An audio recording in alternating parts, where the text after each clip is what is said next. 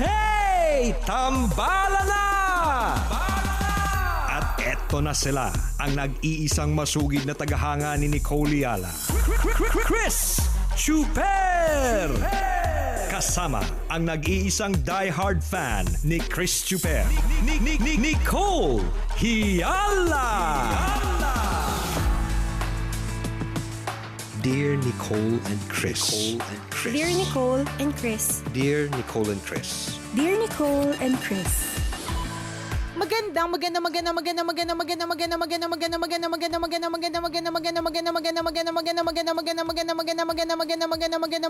morning! Luzon, Visayas at Mindanao, Metro and Mega Manila. Grabe, ang init, partner. Nakakaloka. Init na Alam mo, init nung isang, ka. Oo, no isang araw, partner, naramdaman ko talaga I'm so hot. Charot. Ang init. Grabe, no? Oo nga. Ako ang init din talaga ng ulo ko kapag nagdadatingan yung mga bills ko. Yun ang experience ko. Pero sa bagay, pareho tayo. Mainit ang katawan at mainit ang ulo. Actually, partner, parang lahat ng mga ganap sa buhay, mas extra nakakainit ng ulo. Oo. In itself, nakakainit ng ulo ang mga bills, di ba? Pero dahil nasabayan pa ng init ng panahon, Nako. di ba, para mas lalo nakaka-stress, mas lalo nakaka-lurky. Kaya kung wala ka namang, bawal naman talagang lumabas. Oo. At kung wala ka naman talaga napakahalagang Lalakarin. ganap sa labas, oo, stay at home na lang kasi alam mo, promise, kapag ka lumabas ka, nakakainit ng ulo. Ang ending, lahat ng tao sa bahay, susungitan mo talaga, promise. Diba? Sungit-sungit mo na nga dati. Imagine mo na lang yung level ng Ayun na nga. ng pagkasungit mo ngayong dahil mainit ang panahon. Diba? So, kawawa po yung mga tao sa paligid nyo. Sila po yung nagsasuffer. Correct. Hindi, pero totoo yun naranasan ko yung sinungitan ko talaga yung mga anak ko, partner, as in sobra. Tapos Oo. na-realize ko kasi ang init. Oo. Kasi nakakulot talaga yung noo ko kasi parang ano ba yan ang init talaga. Kaya one way of preventing yourself from having such episodes na nag-init ang ulo mo, wag ka na lang din muna lumabas kapag ka mainit. Tsaka alam mo, kapag ka hindi ka na lumalabas, iwas din yan iwas singil ng utang. Tingnan mo, kung lagi ka nasa labas, tapos nakikita nila kumakain ka pa sa labas, sa mga stories mo, sa My Day mo. Nakaw, yung mga pinagkakautangan mo, mas lalo kang sisingilin. Oo, kasi magkakaroon Kasi sila ng nakikita- idea na lumalabas Oo. kay teka, may pangkain nga siya sa labas may pambayad din siya ng utang. Teka, sisingilin ko Tama. nga, di ba? Tingnan mo to, nakaluluwag-luwag. Oo, tama. Pero pag nakita nila, yun, di ba pag nakikita nilang ang pinopost mo ay kumakain ka sa restaurant, tapos meron kang bagong damit, di ba? Ang ganda ng mga background mo, ibig sabihin magagandang lugar yung mga pinupuntahan mo, iisipin ngayon ng mga maniningil, teka, mapera to. Kaya diskarte ko talaga ako pag nagpo-post ako, yung mukha ko mga nakakaawa Yung mukha ko gusgusin, yung mukha 3 araw nang hindi ko makain, ganun.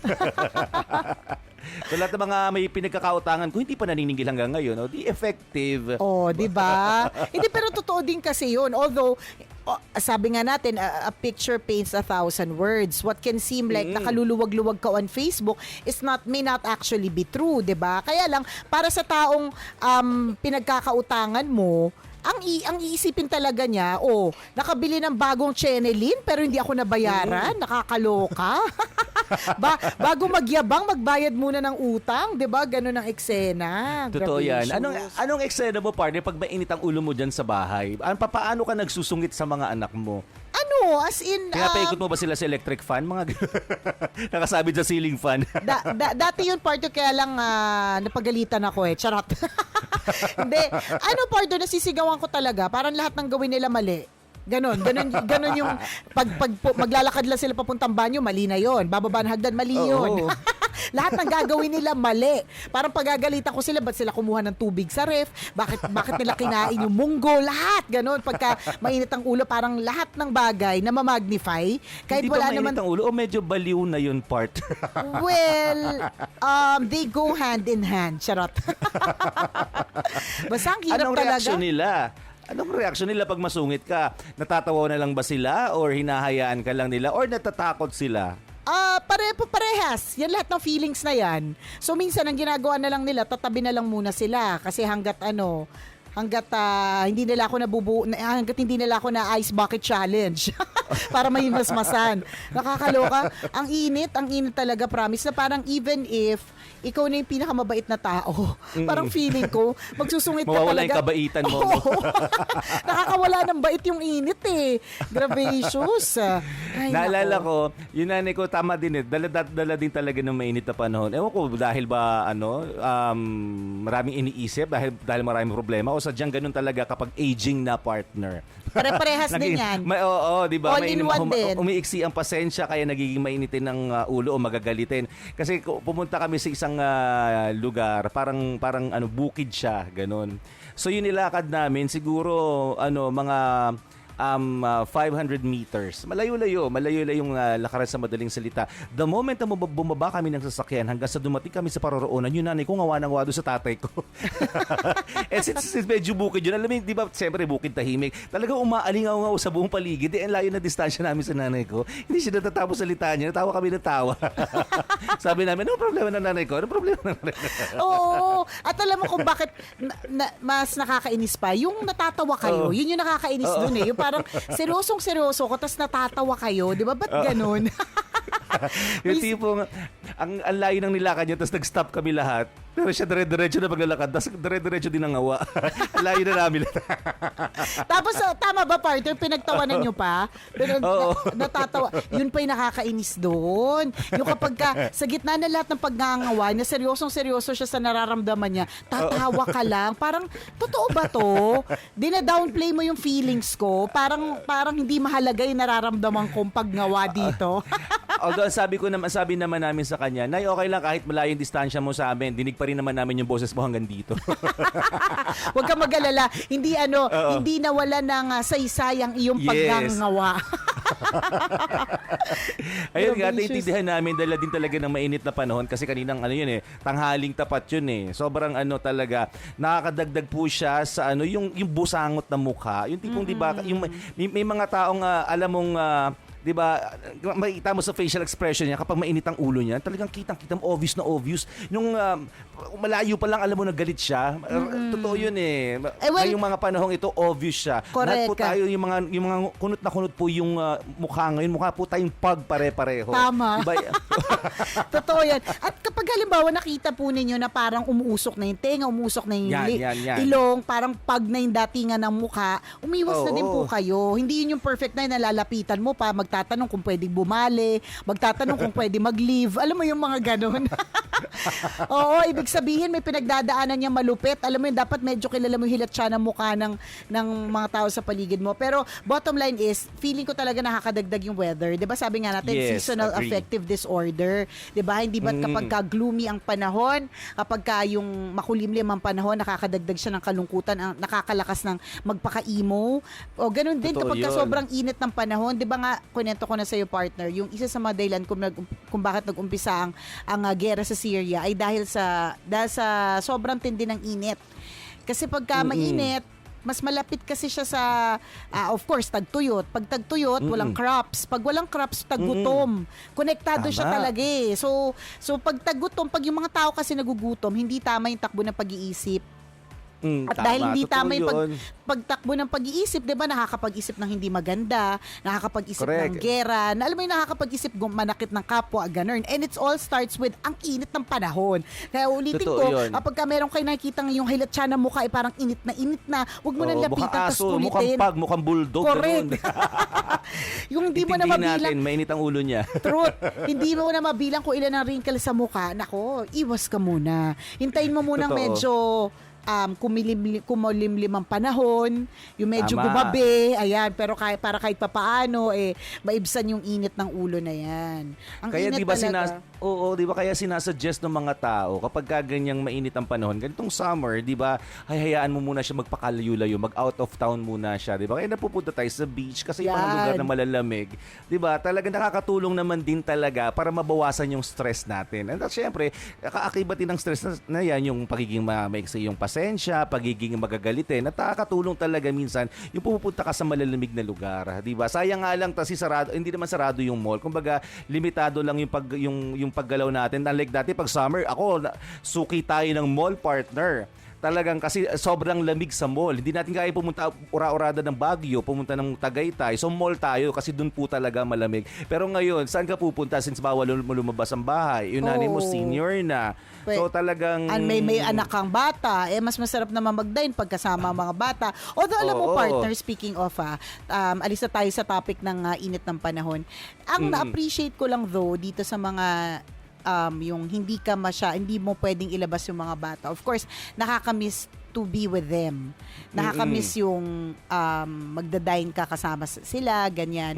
Pero ang na-appreciate ko lang though, for me, nagkakaroon kami ng time ni Ren to be together ng kami lang. Good. Kunyari for example, kasi pag may kasama ka kasing mga bata kapag kumakain, asikasuhin mo sila eh. Meron dyan, hindi ka pa tapos kumain, mag-iisip siyang umalis na ng mesa, tapos maglalakad-lakad na, di ba? Kasi nga toddler. Di ba? Yung mga Tama. ganon. Meron dyan, mahihirapan ka papiliin kasi nasa Japanese restaurant ka, ayaw niya ng Japanese food kasi ang kinakain lang fried chicken tsaka spaghetti, di ba? Tama. Yung bang mga ganon. Pero kapag halimbawa, both adults lang kayo, madaling Madali. mag-decide kung saan kakain. Yes. Madaling, alam mo yun, tsaka mabilisan. madaling gumalaw. Oo, ang bilis ng galaw eh. Wala lang, isang Tama. pagpapaalala lang din ito para dun sa mga iba na, halimbawa, kayo ngayon, naisip ninyo may madaming pandemic baby or quarantine baby na nabuo, 'di ba? Kasi feeling nila basta nabuo, tas ikaw yung isa sa mga hindi nakakabuo ng baby kahit quarantine, ganun. Feeling ko lang ang isipin mo na lang, it's giving you time to be together with each Yes. other without having kids. Hindi ko sinasabing masama magkaroon ng anak, masaya, sobrang saya. Kaya lang, kailangan talagang meron din kayong moment na kayong dalawa lang. And parang feeling ko yun din yung medyo binigay ng pandemic. Tama, Not just, tama. of course, there's always time for the family kasi lahat nga nasa loob ng bahay. Pero also time for you guys to be together. Kayong dalawa lang. Yun ang yung maganda. Pero although partner, alam mo, nakakalungkot din in a way kasi recently, napunta ako sa duty free nung weekend. Kasi, Saan? duty free. Okay. Dito sa Paranaque. Eh di syempre partner, ba't ako napunta doon? Kasi nakita ko Oo nga, doon lakad ka talaga ng lakad. Gala ka ng gala. gala ko na gala. Eh di kasi nakita ko partner, alam mo yon, nakita ko yung halimbawa yung meron doon gatas na iniinom talaga namin $1 lang. Eh hindi yun, ang cost nun para nasa 100 plus ang isang parang carton or box nung na yun. So, yun, $1 lang. So, 48 pesos. Tapos nakita half ko the price. ang daming mga items na 70% off. Gondon. Pero although, alam naman namin na kapag ka ganun, tumingin ka sa expiration date, baka papunta na doon. Papunta na talaga sa pagbulok. Kailangan mo na siya makonsume within the day. Oo, hindi, actually totoo. Siguro matagal na naka-display yun. Doon lang kami nakapunta, ganun partner. Parang pumunta kami nung Saturday, tapos tiningnan ko $1, true enough. So totoo yung yung picture na sined nung kaibigan ko. Kaso yun nga, ang expiration nun is para March 21, the next day. Sabi ko, huwag kang bibili ng marami. Kung gusto mo isa lang. Kasi bibili ka 5 niyan, laguking mo buong araw. Diba? Although, ang sinasabi naman nila, parang best before yun. But it doesn't mean na sira na. Pero kaya nga may expiration, diba? Ayaw mo namang i-risk. Diba? Oo Yung mga ganon. So anyways, cut the long story short, nakakatuwa lang kasi marami mga items na discounted, ganyan, marami ang palibasa kasi party wala naman masyadong pumupunta. Ang lungkot nga kasi yung food court, closed siya. Ewan ko if you remember going there so closed na din siya. Tapos meron kasi doon isang area, yung toy section ng mga kids. Normally, pag yung mga magulang, nag-grocery pa o kaya naglalamierda, nagtitingin-tingin ng mga items, meron doon area for kids na yung may mga Lego na pwede kayong pwede nilang galawin, ganun. Mga upuan siya, parang ganun. So ang eksena talaga doon partner, nakakalungkot kasi walang tao. Yung parang bigla mo maisip na parang dati this place is swarming with kids. Dati itong lugar na ito, apakaraming mga bata. Oo. Yes, Yun, masaya, festive. Correct. Empty Ngayon, wala siya. na. Ngayon wala na. Kaya ngayon sinasabi ko na parang yes, may advantages like nagkakaroon nga ng time to be together. Mas mabilis ang kilos. Totoo pag walang kids, mas mabilis ang kilos eh. Parang Yes. kumbaga parang marirealize mo, ang dami mo na-accomplish in just a few hours kasi wala kang kasamang bata. Pero at the same time, nakakalungkot din kasi yung supposedly na area for kids, walang kids. Walang tao, Oo, walang mga walang kids, bata. walang tao. Ako sobra ako naaawa talaga sa mga bata ngayon kasi ito talaga based on the experiences of our kids. Talagang ang tuwan-tuwa na sila makalabas ng bahay. Literal, yung makalabas po sa pinto ng bahay nila. Pero hindi wala naman talagang pupuntahan. Sabi ko nga, nakwento na natin to sa isang usapan natin on one of our FB lives na yung dalhin mo lang sila sa loob ng kotse kasi papainitin mo yung makina ng kotse mo. Para sa kanila, yun na yung konsepto ng paglabas ng bahay. Yung mga anak ko, Daddy, kailan tayo pupunta ulit, sasakay ulit sa car? Painitin mo na yung kotse mo, Daddy, mga ganun. Kasi alam nila, nalalabas ulit sila. Pero actually, wala naman kami pinupuntahan. Yung Correct. kotse, nasa harapan lang ng bahay. Start mo lang siya kasi gusto mo siyang painitin. At para sa Tama. kanila, di ba, Big deal ano na na. yun eh, a big deal na. Nagkukos na yun na excitement para sa kanila. So nakakakalungkot kasi, di ba, yung outside world na dapat ina-explore nila, kung normal yung panahon, nawala na yun eh. Di ba pag nakita nga yung ano eh, kunyari, sa commercial ni Jollibee, napapatalon pa sila. So parang, lahat yun nawala kasi hindi mo naman pwedeng dalhin sa Jollibee ngayon yung anak mo. Kasi take out na lang siya. Correct, diba? correct. Sa pagkakaalam ko. So lahat yun nawala. Sasabi ko, ano kayang pwede ibigay ko sa anak ko na makakapag-explore naman siya ng outside world. So sa ngayon wala talaga akong maisip. Hanggang ngayon sa kotse pa lang yung outside world na sinasabi ko. Nakakaawa in a way na parang hala, ano kaya yung magiging effect nito sa mga bata in the long run after 10 years? Ano yung makikwento nila? 'Di ba? After pag teenager na sila habang lumalaki, 'di ba? Ano yung kikwento nila nung childhood years nila? 'Di ba? Tayo, ang dami nating kwento, lumbas tayo, naligo sa ilog, napaaway sa kalaro, nagbahi-bahayan. Sila nasa bahay lang, 'di ba? So, ang gusto natin sabihin dito, kung meron tayong time with our hobby or with our wifey, siguro ito rin yung time na talagang samantalahin natin yung pagkakataon na maging fruitful ito para sa mga anak natin na meron silang ikikwento balang araw na parang ako araw-araw kong kasama yung nanay tatay ko, masaya kami magkakasama, 'di ba? Mga ganun tipo. So, let's make it a worthwhile parang experience for our kids. Nasama-sama tayo sa loob ng bahay ngayon. Correct. Pero alam mo, partner, to end this lang, kasi tama ka talaga dyan sa mga sinabi mong observation and lahat talaga nakarelate sa eksenang yan. Pero meron kasi ako nabasa na article. Maganda siya eh. English nga lang, so ang hirap tagalugin Ay, wag na. nito. Ang hirap tagalugin nito. Pero eto, wait lang Ang nakalagay dito, partner, don't feel sorry for or fear for your kids because the world they are going to grow up in is not what it used to be. O, 'di ba? Doon pa lang, oo nga no, wag kang maawa masyado sa mga bata at wag ka ring matakot kasi yung mundo na akala mo ay best para sa kanila, hindi yun yung hindi yung katulad ng dati kung paanong yung nga katulad naman din na describe natin na nakakalabas, everything is accessible. So ang sinabi niya dito, ang ganda nito, partner God created them and called them for the exact moment in time that they are in. Their life wasn't a coincidence or an accident. At yun din ang lagi nating sinasabi, partner. Lahat na nangyayari sa buhay natin, walang aksidente. It is meant to be. Oh, it is meant to be. So etong pinagdadaanan ng mga bagets na matinding hindi sila nakakalabas, it is meant to be. So nakalagay dito, partner, raise them up to know the power they walk in as children of God. So, alam mo yun, teach them to walk in faith knowing that God is in control. Tapos ang ganda, basta ang ganda ng mga sinabi dito. Tapos ito nilagay dito. Sabi dito na lahat ng tao sa history has been placed in the time that they were in because of God's plan. So, katulad ni Daniel, he could handle the lions then. David could handle Goliath. Peter could handle persecution. So ang sinasabi dito, God knows that your child can handle whatever challenge they face in their life. He created them specifically for it. So don't be Tama. scared for your children, but be honored that God chose you to parent the generation that is facing the biggest challenges of our time. O, di ba? Ang ganda talaga nito eh. Rise up to the challenge. Raise Daniels, Davids, Esthers, and Peters. Ang galing, ang ganda na parang, ay, Ang talino niyan. ang Oo. talino mo ha. Ang Kaibigan talino mo ba yan? dito. Siyempre, partner, hindi.